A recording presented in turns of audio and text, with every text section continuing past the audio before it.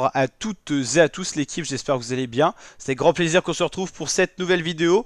Présentation de la 5e étape de ce critérium du Dauphiné 2024. 167 km au programme entre la ville d'Amplepuis et la ville de Saint-Priest. Un profil très vallonné avec 4 ascensions répertoriées en commençant par la côte de Saint-Guy à 1,8 km à 4,6% de moyenne. 4e catégorie. Ensuite, il y aura un enchaînement d'une côte de 2e catégorie, de 3e et de 4e catégorie. A noter que la dernière ascension du jour est quand même à plus de 25 km de l'arrivée. Donc normalement, selon ce qui s'est un petit peu passé dans ce début de Dauphiné, on devrait assister à un sprint en petit comité. Pourquoi petit comité? Parce que les principaux sprinteurs qui aiment que quand c'est tout plat risquent d'être éliminés dans la journée par un écrémage. Et ce profil est plutôt favorable aux coureurs qui se sont déjà un petit peu exprimés. Des Magnus Cort Nielsen qui ont une bonne pointe de vitesse qui passe bien les bosses. On pourrait avoir du Dorian Godon, d'Ivan Garcia Cortina. En fait, tous les coureurs avec une bonne pointe de vitesse qui passent les côtes seront avantagés dans ce profil-là. Par contre, si ça roule pas vite, peut-être qu'on aura des sprinteurs plus profil plat qui arrivent à passer, parce que c'est vrai que les ascensions de la journée sont quand même assez loin de l'arrivée au final. Donc à suivre.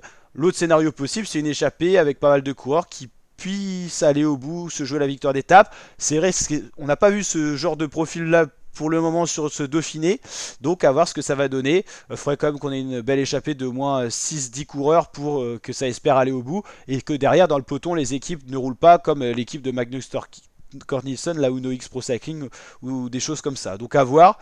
En tout cas, ça sera la dernière opportunité avant la haute montagne. Là, ça sera la seule étape maintenant de transition, cette étape 5, avant le week-end d'Antès qui s'annonce avec étape 6, 7, 8, où là, le classement général devrait se jouer normalement. Donc ça sera bien différent. Donc on a hâte de voir ce qui va se passer sur cette étape 5. L'étape 6 justement, là on arrivera dans la haute montagne, vous l'avez compris, des vrais cols, le col du Granier, le col d'Alvar. Là ça sera une explication entre favoris, les baroudeurs auront beaucoup moins de chances de s'exprimer. L'étape du samedi aussi, hein, ça sera du costaud. Et puis la traditionnelle étape du dimanche, du très très costaud avec l'arrivée au plateau des Glières. Normalement, week-end de folie, vendredi, samedi, dimanche, 3 grosses étapes de montagne où le général devrait se jouer. Est-ce que quelqu'un sera capable d'aller chercher ce maillot jaune des épaules de Remco Evenepoel qu'il a depuis ce contrôle-la-montre individuel? On va voir ce que Roglic est capable de donner et ce que les autres favoris sont capables de donner. Et on va voir petit à petit le top 10 au général se dessiner tout simplement. Donc hâte de voir ce qui va se passer. Voilà, critérium du Dauphiné, une semaine de course pour préparer le Tour de France et déjà évaluer ses forces pour les principaux leaders. Là c'est vrai qu'on annonçait un duel Roglic-Evenepoel et bah c'est ce qui s'annonce, ils sont premier, deuxième au classement général. Donc voilà, à voir ce que ça va donner.